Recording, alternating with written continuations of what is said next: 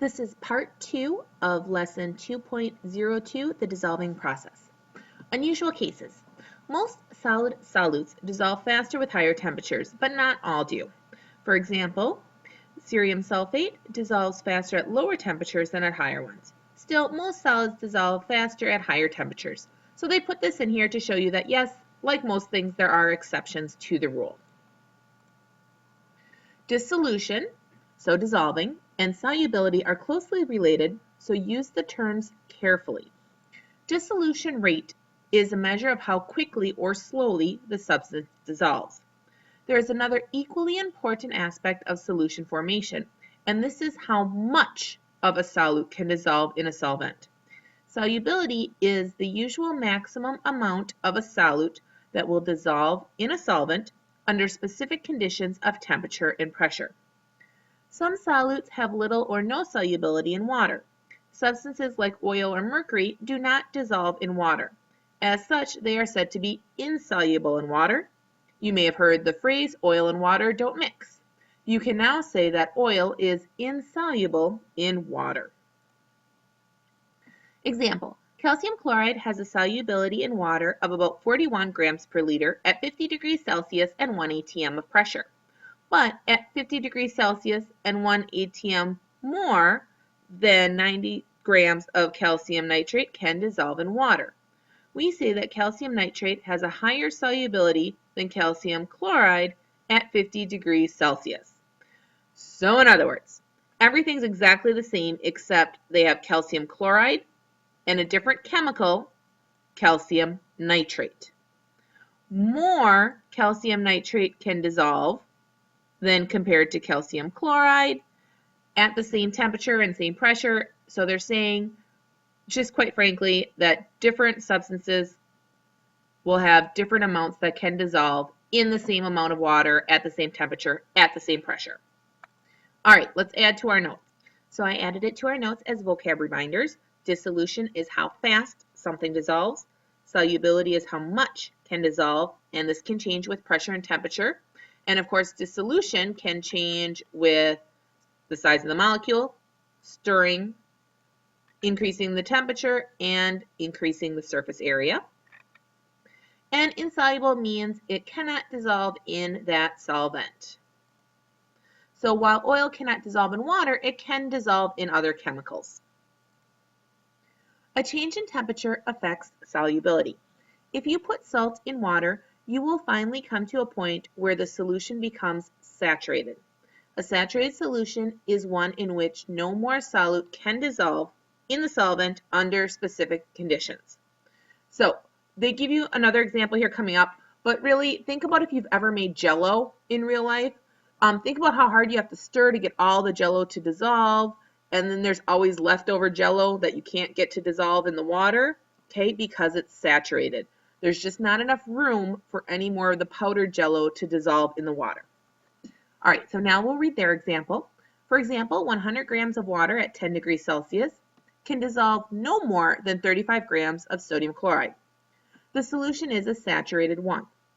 But 100 mils of water at 99 degrees Celsius can dissolve up to 40 grams of sodium chloride before it is saturated. So in other words, when we heat it up, more can be dissolved.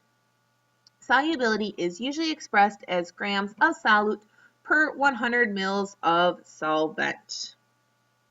I added saturated solution. No more of the solute can be dissolved. And then I put in 2 bullet points. Increasing the temperature allows more of the solute to be dissolved before saturation occurs. And think of how you can get more Jell-O to dissolve in hot versus cold water. Solubility is usually expressed as grams of solute per 100 mils of solvent. Gas solutions behave differently with regard to saturation. So far we've just kind of been comparing a solid dissolved in a liquid, but remember, we can dissolve any phase, solid, liquid, gas, into any other phase, solid, liquid, or gas. When a gas is dissolved in a liquid solvent, an increase in temperature reduces solubility, the opposite of what happens with most solids in liquids.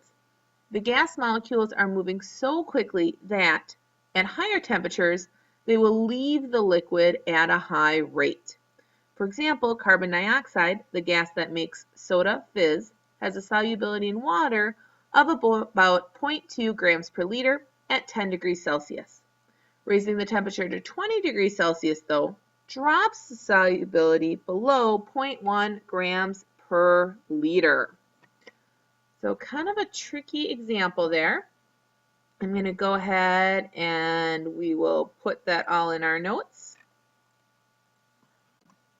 And I'm going to put in there, it is the opposite for gases dissolved in liquid. Then I'm going to put soda pop.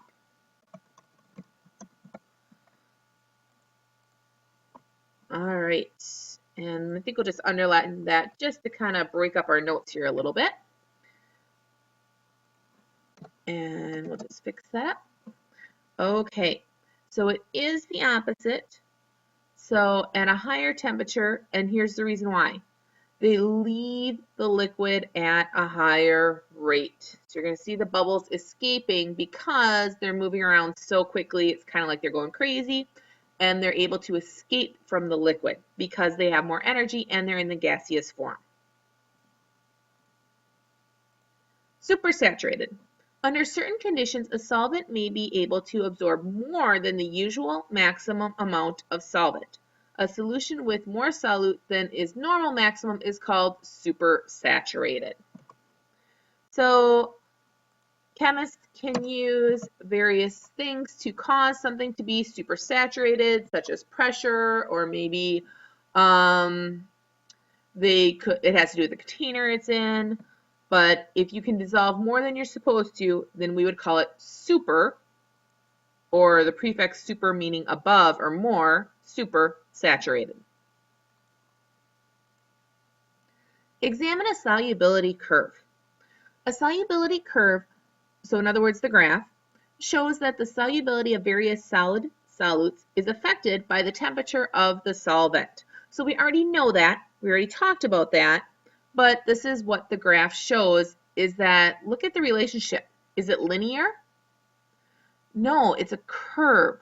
So we can look at this and say solubility, okay, is increasing as we go up, and temperature is increasing. And it's going up, and then at the end, whoa, look at the difference going from 50 to 60 degrees makes. So 50 degrees is here, 60 degrees is way up here, all the way up to 100 grams are soluble, versus at 50, it's about 50 grams. We'll look down here. If we go from a temperature of 10, again, we have about 10 grams dissolving, and we go up to 20, well, now we only have about 15. So you can see that there's a much greater jump as the temperature increases. Here's the solubility curve for the solid potassium nitrate, or KNO3. In this case, the curve shows the maximum amount of solute that will dissolve in the water at various temperatures. A solubility curve is a tool that describes the effect that temperature, for example, has on the amount of solute that can be dissolved in the solvent before it becomes saturated. So again, at a temperature of 10 degrees Celsius, it is saturated when it has 10 grams. Okay, 10 grams of the KNO3. If I'm at 30 degrees, now how many grams before it's saturated? Well, about 22. And then if we go all the way up to 60 degrees, now how many grams can we put in that will dissolve? Now we can dissolve 100 grams before it becomes saturated.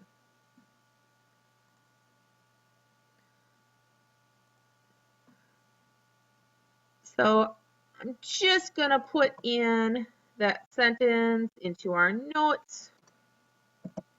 So a solubility curve, and we'll put on here on a graph, shows that the solubility of various solids is affected by the temperature of the solvent. The solubility of a gas solute varies with pressure. In everyday circumstances, pressure changes have little impact on solutes that are solids or liquids. However, if the solute is a gas, pressure plays a key role. The release of carbon dioxide from a just open bottle of soda is an example of pressure changing the solubility of the carbon dioxide. When a carbonated beverage is bottled, the pressure of the system is relatively high. You know that, right? I mean, you open that thing and you can hear and feel the pressure difference when it's open versus when it's closed. Opening the bottle causes a dramatic drop in pressure of the system. As a result, the carbon dioxide will bubble or fizz out of the liquid. The reason is that under high pressure, the carbon dioxide is much more soluble in water than at a lower pressure. So in other words, they forced it to be, the carbon dioxide to be dissolved in the soda pop. When you open it, right, it fizzes. A lot of it escapes because it becomes gaseous. And if you leave it sit, it all escapes and your pop becomes flat. I added these two paragraphs. I just copy pasted right from the notes. So in everyday circumstances, pressure changes have little impact on solutes that are solid or liquids. However, if the solute is a gas, pressure plays a key role. And then I just copy pasted from the lesson. When a carbonated beverage is bottled, the pressure of the system is relatively high. Opening the bottle causes a dramatic drop in pressure in the system. As a result, the carbon dioxide will bubble or fizz out of the liquid. The reason is that under high pressure, carbon dioxide is much more soluble in water than at low pressure. So when you copy paste paragraphs, that's perfectly fine for notes.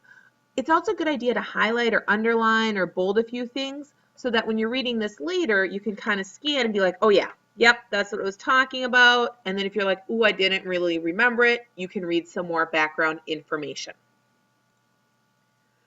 Dissolution and solubility are important aspects of solution. Dissolution rate or dissolving rate is a measure of how quickly or slowly a solute dissolves in a solvent. Temperature, surface area, and pressure can all affect the rate of solution formation, that is, the rate of dissolving. Solubility, on the other hand, is a measure of how much solute will dissolve in a solvent under certain conditions. A solution that can allow no more to dissolve or no more dissolution of solute is called a saturated solution. A solute that will not dissolve in a particular solvent is said to be insoluble. Factors that can affect solubility are temperature and sometimes pressure. So solution formation depends on solubility and dissolution, which depend on temperature and other factors. And that is all for this lesson.